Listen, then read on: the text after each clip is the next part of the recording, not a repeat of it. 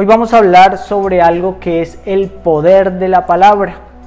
Hoy vamos a ver que las palabras tienen un poder extraordinario de crear, no solamente con las palabras que emitimos a través de nuestra boca, sino también con las que emitimos en nuestra mente. Así que hoy vamos a hablar sobre este poder y cómo subestimamos ese poder. Por lo tanto, somos descuidados con las palabras que decimos. Somos descuidados con lo que le decimos a los demás. Somos descuidados con lo que nos decimos a nosotros mismos y con el efecto que tienen esas palabras en nuestra vida y en la vida de nuestros semejantes. Habían unos seres que tenían conciencia sobre el poder de las palabras. Estos seres se les llamaban los magos, recreados en los cuentos de hadas que seguramente ustedes alguna vez habrán visto y que están viendo en una imagen, un mago. ¿Cómo se llama a esos poderes que utiliza el mago a través de las palabras? Los hechizos. Los magos tienen la capacidad de hechizar y siempre acompañados de una varita mágica, agarran y dicen un par de palabras y ocurren cosas. Pueden transformar objetos, pueden incluso hacer que una persona muy bella se convierta en un sapo. Recordarán ustedes el cuento de hadas del típico príncipe o princesa que encantado o encantada por las palabras de un mago y de una varita mágica, pasaron de ser príncipe o princesa y se convirtieron en un animal como un sapo, ¿cierto?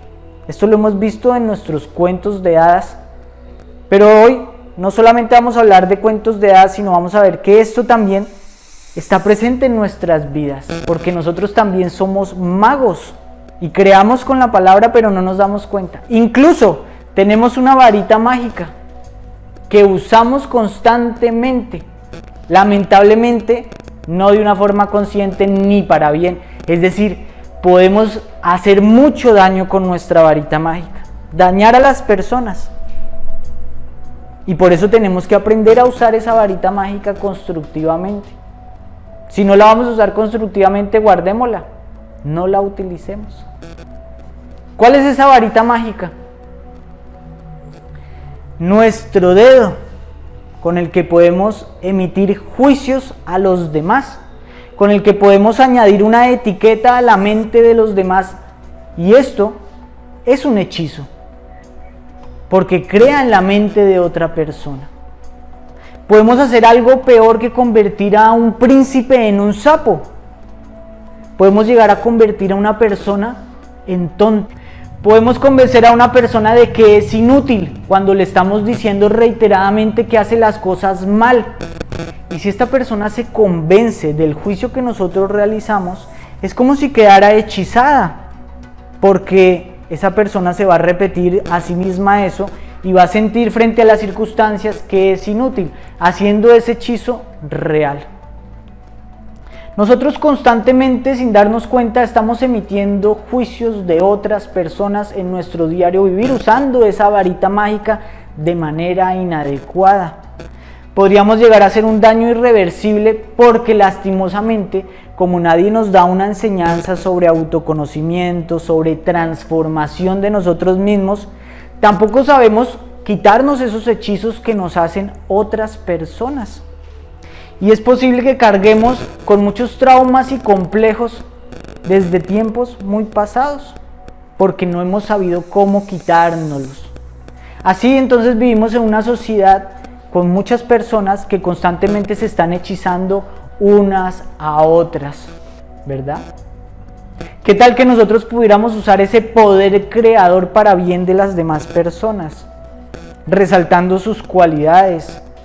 O simplemente no emitiendo juicios, con el silencio a veces es mejor. Pues bien, ¿cómo es que nuestra palabra puede convertirse en un hechizo? Todo comienza cuando en una circunstancia una persona realiza una acción que se convierte en una evidencia, generando que esa palabra tenga poder de convencimiento. ¿Cómo así?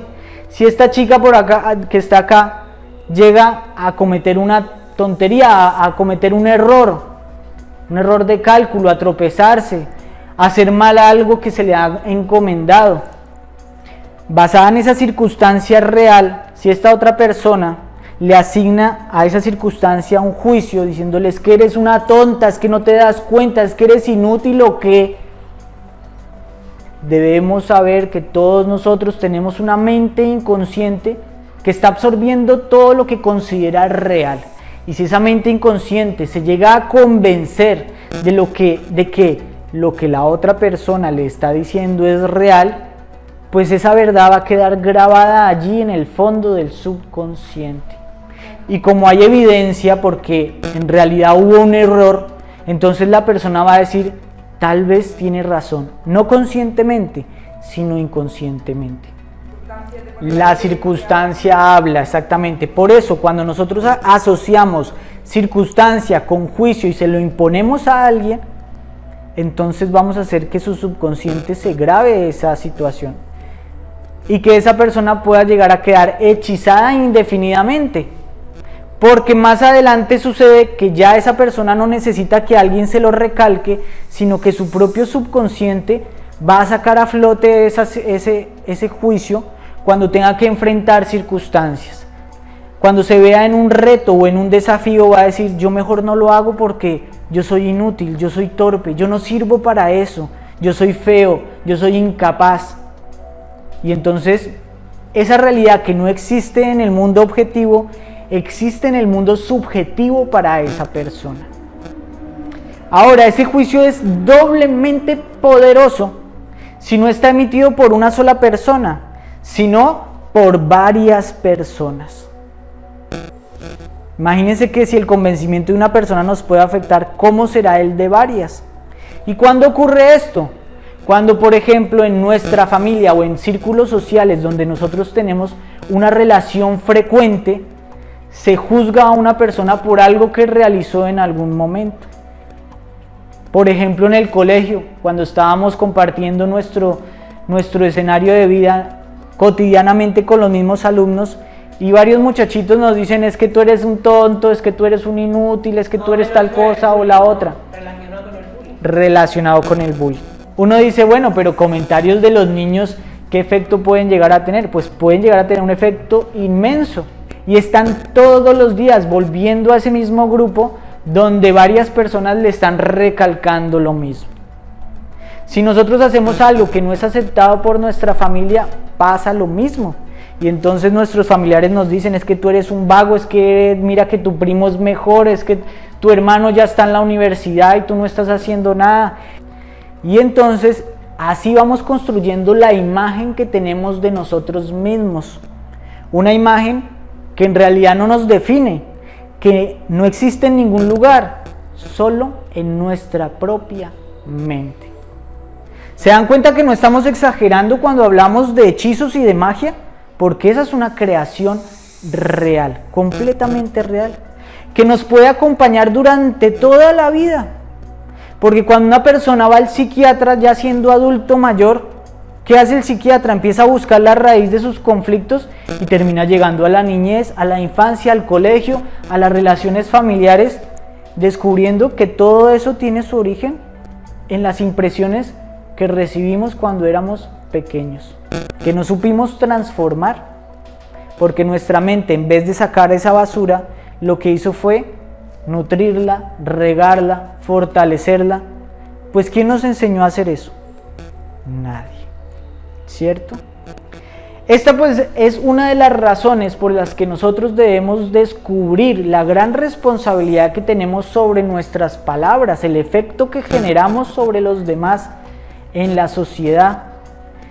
Pero nosotros debemos aprender que el juicio, el acto de meternos psicológicamente en la vida de los demás, no solamente nos perturba a los demás, sino que también es un grave obstáculo cuando nosotros nos proponemos hacer un trabajo de cambio, cuando nos proponemos liberarnos de muchas cosas y progresar como seres humanos y tener una salud mental y emocional.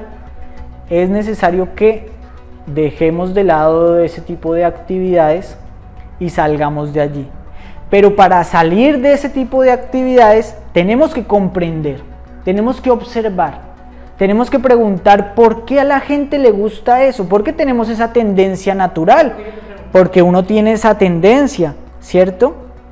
Debemos preguntarnos por qué juzgamos a los demás.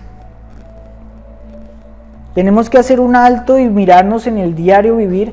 ¿Por qué nos dedicamos a saber qué está haciendo la vecina, con quién anda, con quién se casó, cuánto gana?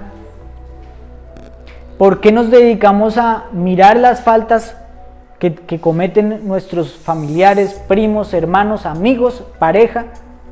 ¿Por qué tenemos esa inclinación? Bueno, existen muchas razones, ¿cierto? Desde el simple entretenimiento, porque entretiene saber cómo viven los demás, qué hacen, ridiculizar, reírnos, rebajar a otro para justificarnos a nosotros mismos, porque si vemos que el otro está cometiendo un error, pues yo me siento que soy como mejorcito, ¿cierto? Me pongo en referencia de otras personas y así me siento tranquilo como soy. Pero hoy vamos a ver otras dos causas, aunque como les digo hay muchas, vamos a ver dos causas principales que son las que más obstaculizan nuestro desarrollo interior en el camino del despertar de la conciencia. ¿Cuál es la primera de esas causas de juzgar? Observemos el juicio. ¿Qué hacemos al juzgar, al mirar el error de nuestros semejantes? Nos creemos en el derecho de resaltar algo que la persona que está cometiendo un error no ve. Nos interesa hacer una acción de justicia, es decir, cuando yo veo que el vecino está haciendo algo mal en el edificio, el político está haciendo algo mal en el país, pues me considero en el derecho de hacer una acción de justicia, es decir, juzgar. De hecho, de ahí viene la palabra juzgar, de juez. Decir, oiga, esta persona no se da cuenta, ¿es que acaso nadie ve que está cometiendo un error? Entonces nos tomamos ese derecho de sacar a flote las faltas de nuestros semejantes, que son muchas porque todos somos seres humanos, ¿cierto? Pero los maestros nos están diciendo y advirtiendo constantemente, los maestros de sabiduría, de donde sacamos todas estas enseñanzas, nos advierten que esos defectos que nosotros vemos en nuestros semejantes son fáciles de ver porque no vemos que muchas veces somos parecidos a ellos, ¿cierto? Sobre esto decía un gran sabio que ustedes seguramente conocen. Decía lo siguiente: ¿y por qué miras la paja que está en el ojo de tu hermano y no echas de ver la viga que está en tu propio ojo? ¿Cierto? Esto nos está diciendo dos cosas. Primero, que generalmente tenemos una facilidad de ver el error en nuestros semejantes. Y segundo, que generalmente ese error que tienen nuestros semejantes en nosotros está triplicado, porque nos está diciendo que yo veo una pequeña paja en el ojo de mi semejante, pero que llevo una viga en mi propio ojo, ¿verdad?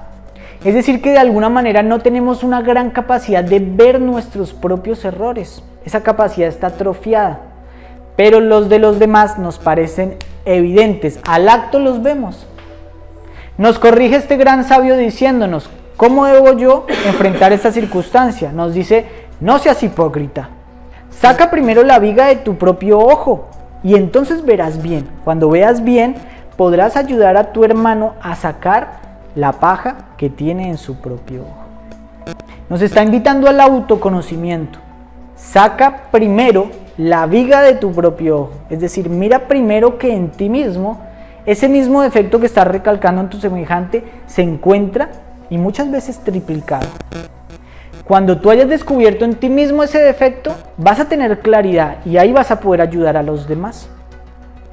Y es que esto no es una particularidad del cristianismo. El Buda decía por su parte, es fácil ver las faltas de los demás, pero muy difícil es ver los errores propios. Como paja diseminada al viento, difunde uno las fallas de los otros, mientras esconde las propias, como camufla sus dados el hábil jugador. Esto nos está sugiriendo que pasa algo, que hay una dificultad de percepción. Porque el padre ve los defectos del hijo, la esposa ve los defectos del esposo, el ciudadano ve los defectos del político, el político ve los defectos del ciudadano y cada uno se justifica a sí mismo. ¿Qué está pasando? Vamos a investigarlo bajo la luz del autoconocimiento, es decir, conociéndonos a nosotros mismos, teniendo referencia nuestras propias circunstancias.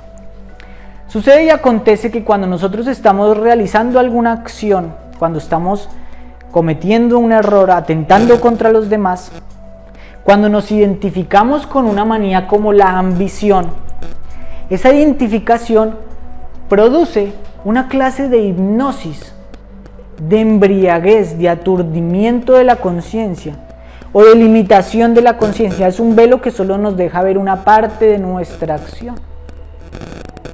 Miremos esta persona que de pronto tiene una gran empresa y está explotando a sus trabajadores para hacer grandes dividendos, para ganar. Para el trabajador, pues esta persona es evidentemente explotadora.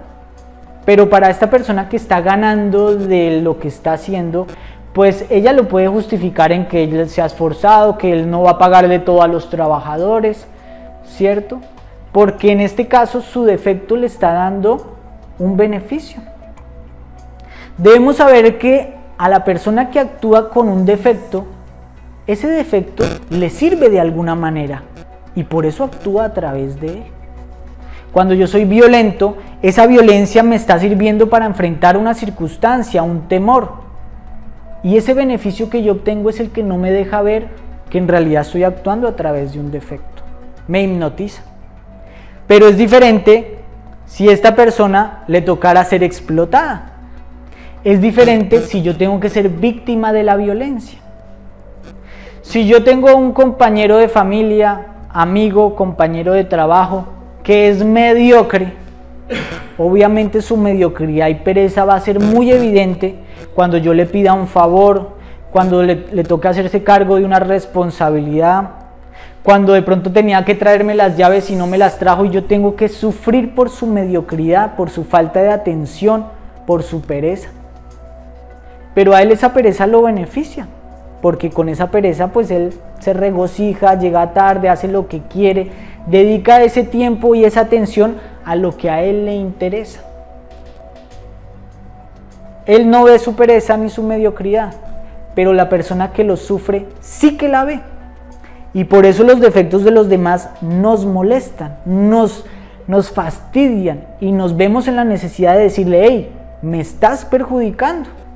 Porque los defectos de los demás nos perjudican mientras los propios nos benefician. Miremos el caso de un chico que tiene una relación de mucho tiempo con la novia, ya desgastado, llevan muchos años, han peleado, han pasado muchos problemas y de pronto llega otra chica y entonces el chico se siente enamorado, renovado. Para él pues obviamente él sabe que su pareja está sufriendo, pero él tiene que entenderlo, ¿no? Ya el amor se agotó, como dice la canción. Cuando el amor se va, es mejor volver a... No me acuerdo cómo dice exactamente. Cuando el amor se va, es mejor, no se puede reparar, sino que hay que cambiarlo, algo así. Así dice una canción popular, ¿cierto? Sucede que para el chico, en medio de esa circunstancia, de esa renovación, pues el sufrimiento de la otra, pues es algo que tiene que afrontar, ¿no? Pero ¿qué pasa si él es el que tiene que pasar por esa circunstancia? Por el desinterés de la novia que quiere conservar.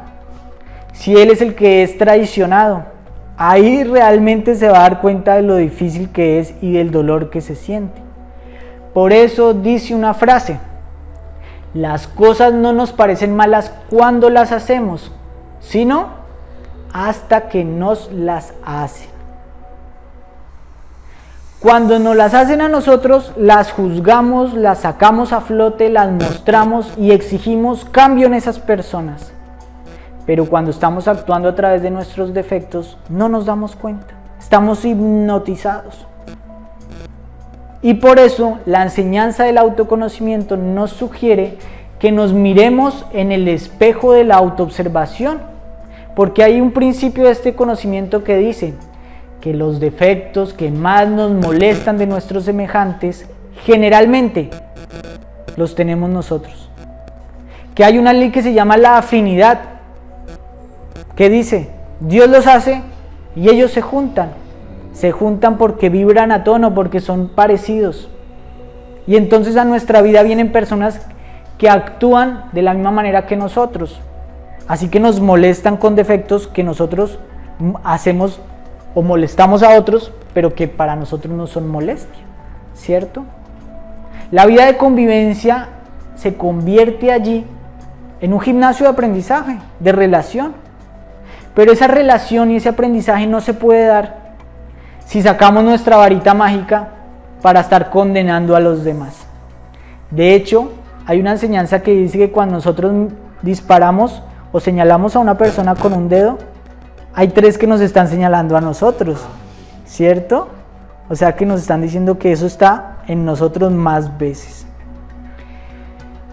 Cuando nosotros nos dedicamos a criticar a los demás, estamos afirmando que ese defecto no está en nosotros, que nosotros somos libres de ese defecto. Y eso es un gran obstáculo para el conocimiento de uno mismo.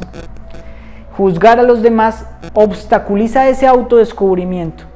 La disposición tiene que ser completamente distinta.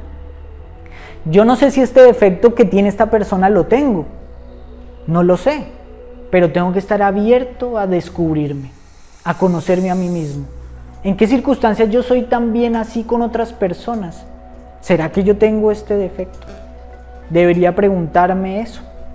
Por otra parte, es necesario que comprendamos que la vida es una escuela y que nosotros no somos jueces, somos también aprendices. La vida tiene sus mecanismos de justicia y a cada quien da el efecto de sus propias acciones. Tenemos una enseñanza completa que se llama la ley del karma, que nos explica que cada quien va a recibir el efecto de sus actos.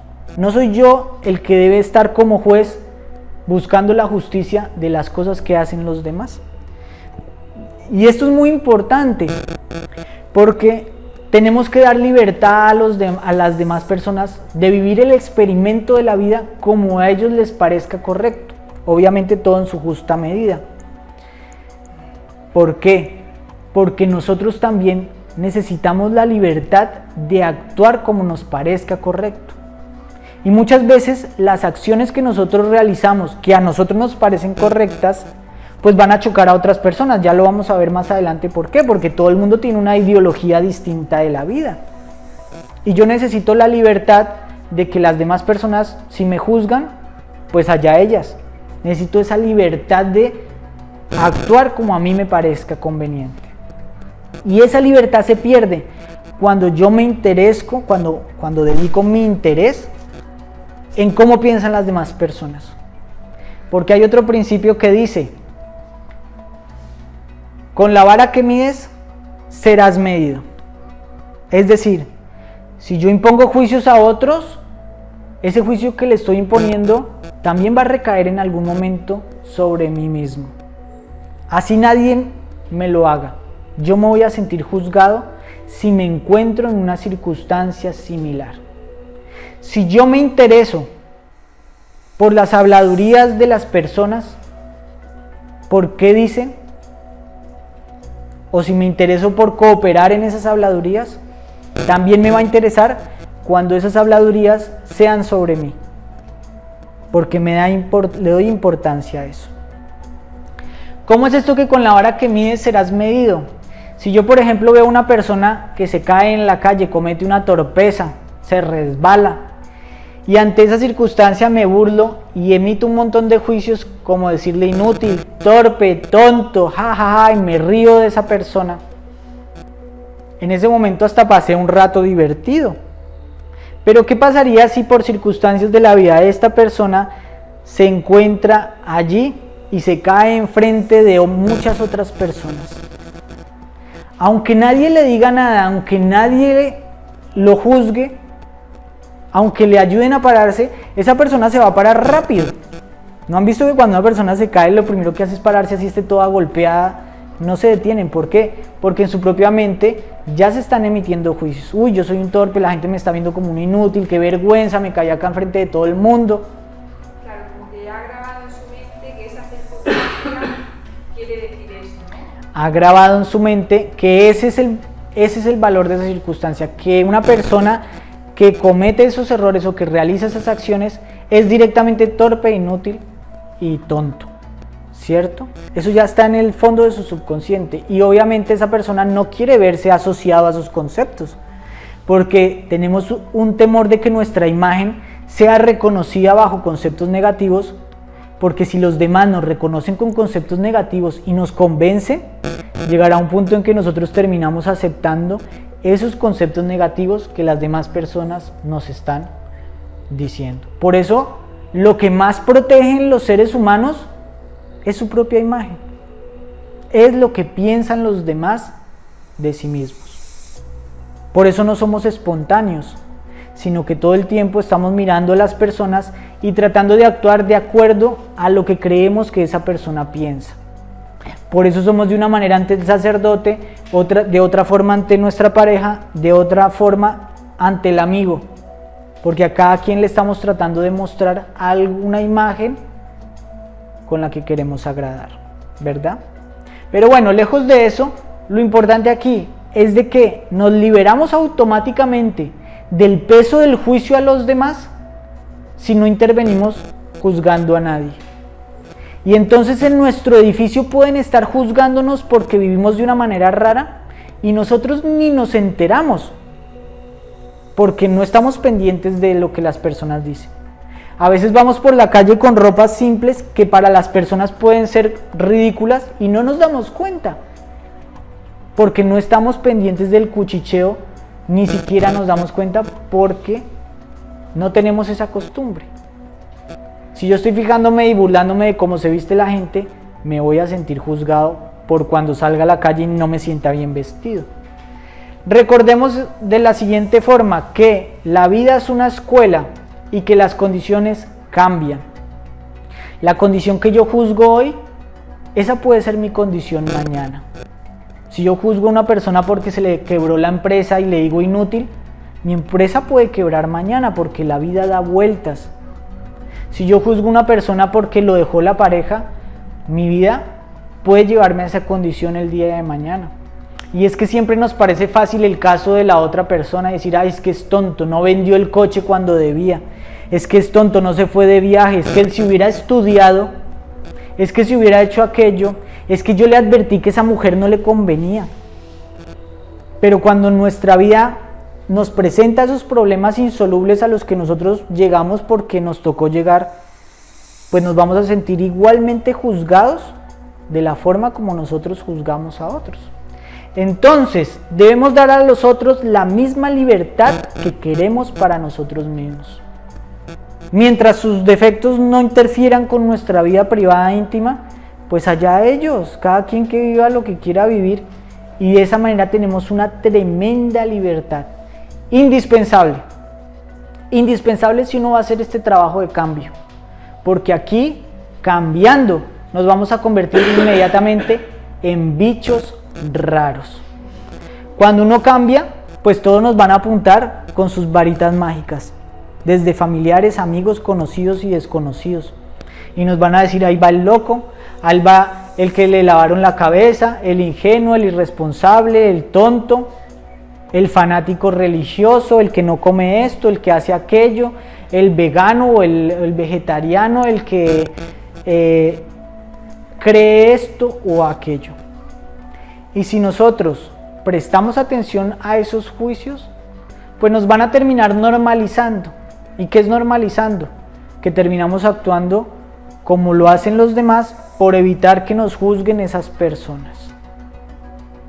Cuando uno se sale de ese proceso del juicio, tiene esa libertad, y así lo juzguen y lo critiquen, pues se siente libre.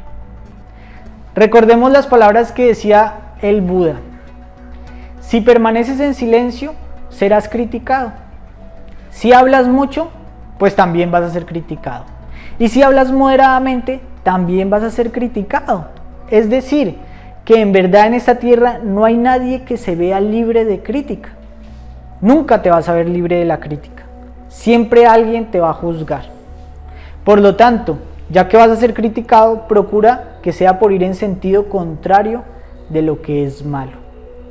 Que sean los insensatos los que te critican y no los sabios los que te juzgan, ¿cierto? Y entonces no importa. Esta es la primera causa del juicio a los demás importante que debemos comprender.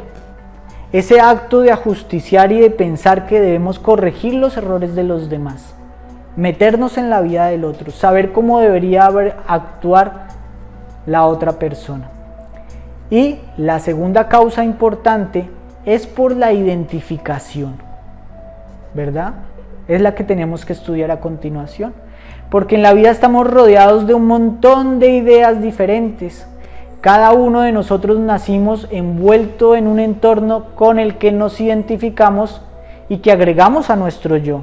Decimos, yo soy esto, yo soy esta bandera, yo soy esta nacionalidad, esta raza, este club deportivo, este partido político, esta religión, esta cultura, esta moda, esta forma de vestirse, hasta este acento, estas fiestas populares.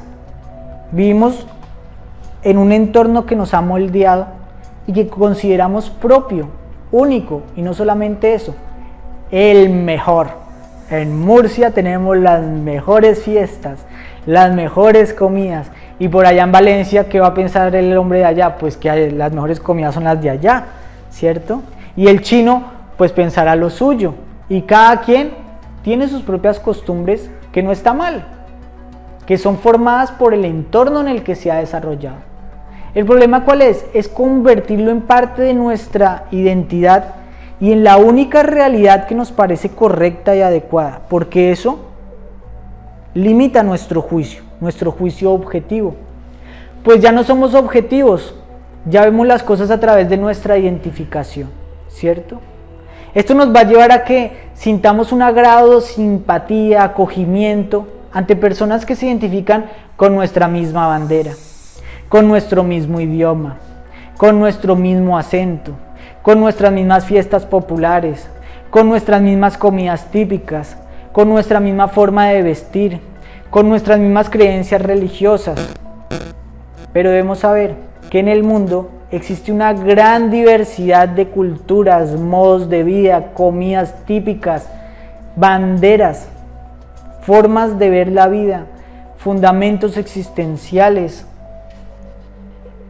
que son completamente distintos a los nuestros, no menos válidos, no mejores ni peores, sino costumbres subjetivas y formas subjetivas de ver el mundo, que adopta cada persona que nació en una región. Al identificarnos con estas cosas, pues las demás nos van a parecer inferiores, ridículas, tontas, ilusas, y sobre todo, amenazantes. Y entonces vamos a decir, ¿cómo puede vestir esa persona así? ¿Cómo pueden creer eso? ¿Cómo pueden creer en ese Dios que es un elefante?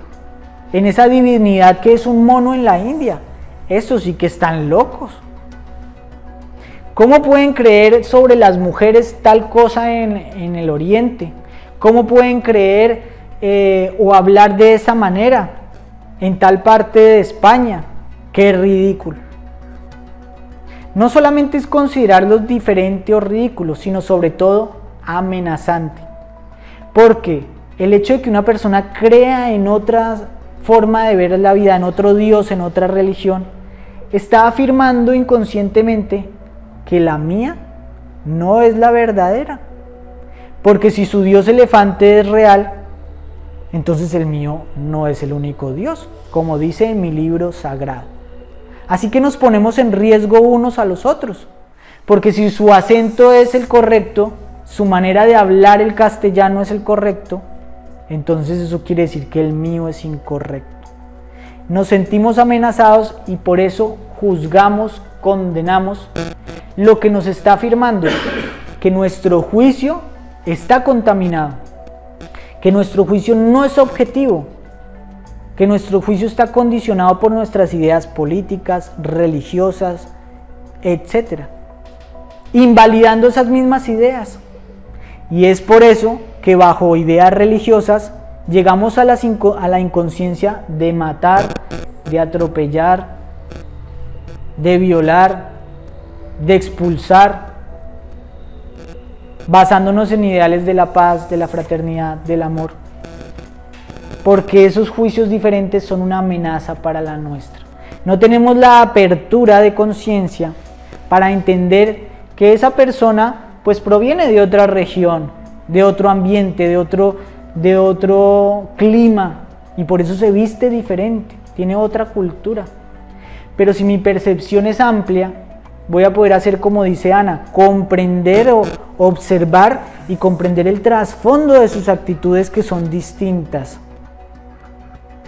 y que no son esa misma persona, sino son simplemente cosas subjetivas que se apoya para llevar una existencia como la llevo yo, en otra parte del mundo. Entender todo esto es lo que nos va a llevar a que nuestro juicio sea diferente, y este es el juicio que llamamos el juicio de la conciencia, un juicio indispensable que necesitamos para conocernos a nosotros mismos y para adquirir sabiduría de la vida. Pues si nosotros nos sentimos amenazados por lo que es diferente de nuestros pequeños conceptos, lo que vamos a hacer con el juicio es defendernos. Y realmente el juicio que tenemos no es para defendernos, sino para aprender. Piensen ustedes que la palabra juzgar es la capacidad que tenemos de mirar las cualidades de una cosa. Yo juzgo esa silla, veo sus cualidades, sus dimensiones, alto, ancho, profundo. Veo a una persona, puedo juzgar qué es, a qué se deben sus actitudes. Si yo estudio la forma de vida de esa persona, sus relaciones con su pareja y sus hijos, sus hermanos, puedo aprender sobre la causa de sus comportamientos y puedo aprender también sobre mí mismo.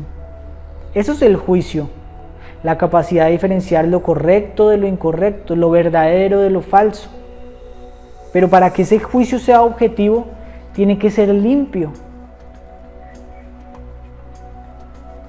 Pero si mi juicio está condicionado a protegerme, cuando llegue un budista, si yo soy cristiano, lo primero que voy a hacer es decir que Buda es lo peor, que es satánico, que se salgan esos budistas porque amenazan mi creencia, cuando ni siquiera sé qué fue lo que enseñó Buda, ¿cierto?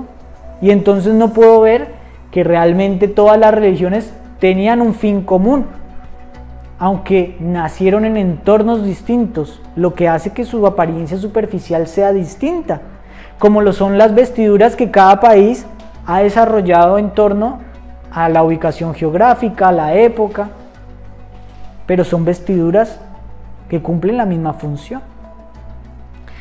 El juicio de la conciencia es un juicio que se da libre de identificación. No estamos identificados con nuestra identidad, con nuestro partido político.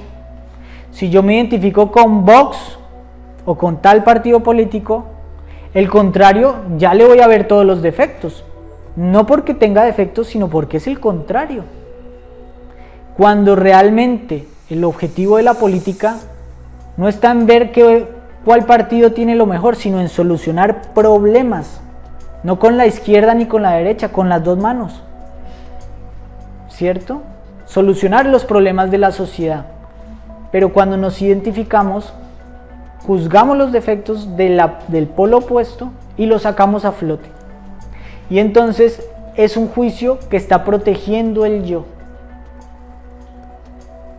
Por lo tanto, no es objetivo. El juicio de la conciencia se necesita para aprender y es un juicio que hemos perdido todos los seres humanos, porque todos vivimos anclados en la identificación. Este juicio nos permite extraer sabiduría de nuestras percepciones, de todo cuanto nos ocurre, porque juzgamos los problemas que tenemos no desde la perspectiva de mis yoes, de mis intereses, de mis beneficios, sino de una manera objetiva. Si yo soy el gerente de una empresa, no voy a juzgar lo que está pasando en mi empresa desde la identificación con mis ganancias, porque entonces no voy a poder ver objetivamente. El juicio de la conciencia implicaría que esa persona viera todo el panorama para que pueda ver lo que es justo. Ese es el recto juicio, un juicio que se ha perdido. Pues ahora vemos es que el trabajador va contra el jefe y el jefe contra el trabajador, el ciudadano contra el político contra el ciudadano. cada uno tratando de aprovecharse del otro, el cliente del comerciante, el comerciante del cliente, cuando somos una sola cosa, un solo organismo. Si comprendemos esto, pues vamos a descubrir esa segunda causa del juicio, la identificación, y aprenderemos a no identificarnos con etiquetas, conceptos, religiones, etcétera, sino a juzgar desde la libertad de la conciencia. Y sobre todo, el primer aspecto que vimos, que es no señalar los defectos de nuestros semejantes, comprender que hacemos un grave mal al etiquetar a personas, al reiterarle. Por ejemplo, cuando una persona comete un error, muchas veces lo que hacemos es que asociamos ese error con errores que ya ha cometido en otras ocasiones, con lo que estamos afirmando nuevamente que esa persona es lo que fue en su pasado. Decía un gran maestro sobre el juicio a los demás lo siguiente: cuando pensáis mal del otro, cometéis 3 graves errores al mismo tiempo, no solo 1 ni 2, sino 3. Vamos a tratar de evitar esos 3 errores. ¿Cuáles son? 1. Llenáis el ambiente de malos pensamientos en vez de buenos, aumentando la tristeza en el mundo. 2. Si en el ser en quien pensáis existe ese mal, lo vigorizáis y alimentáis, haciendo peor a vuestro hermano en vez de mejor, que era lo que estábamos hablando. 3. Nutrís vuestra mente de malos pensamientos en vez de buenos, y así impedís vuestro propio progreso y desarrollo interior. Concluye diciendo: por lo tanto, no habléis mal de nadie, negaos a escuchar a quien os hable mal de otro y decidle afectuosamente: tal vez eso no sea verdad, y aunque lo fuese, es mejor no hablar de ello. Podemos cambiar la conversación de las personas, hablarle de otra cosa. Cuando nos estén criticando al vecino, le decimos: oye, ¿y tu primo cómo está? Oye, ¿y qué pasó con tu hermano que estaba enfermo? Y las personas, como tienen la conciencia tan dormida, ni siquiera se dan cuenta que les han cambiado la conversación. Sabemos que estábamos con una persona bastante tóxica porque le cambiamos la conversación y la cambia, pero termina criticando a otra persona, ¿cierto? Entonces la volvemos a cambiar y la vuelve a otra vez, porque se dan cuenta que también otra cosa que se ve en las relaciones sociales, y es que nos reunimos a hablar mal de las demás personas porque eso genera una integración o una falsa integración, ¿cierto? Si yo estoy con mi vecino y estoy hablando mal de los otros, me siento más fortalecido con mi vecino, y eso en realidad es debilidad. Así que hay que seguir este consejo que daba Krishnamurti en su primer libro, que se llama A los pies del maestro, sobre no juzgar a los demás, quitarnos ese mal hábito, esa mala costumbre, y entonces vamos a potenciar nuestro desarrollo interior, nuestra felicidad, y realmente vamos a ayudar a nuestros semejantes si queremos ayudarles, no señalándoles sus errores, ¿cierto? En cierto momento, cuando tengamos que hacer una crítica constructiva, tenemos que saberla hacer con inteligencia, invitándola a que vea un error. Pero a la persona a la que afecta, pienso yo. A la persona que está bajo tu responsabilidad. No a criticar a esa persona, ¿no? Exactamente. Directamente a la persona uno le puede decir de una manera inteligente, que hay muchas formas de decirle: oye, mira, me parece que aquí estás cometiendo un error. Y ya que esa persona se enteró, haga lo que le parezca, ¿cierto? No entrar ahí en batalla y en combate, porque no todas las personas están abiertas a que se les hable sobre sus errores.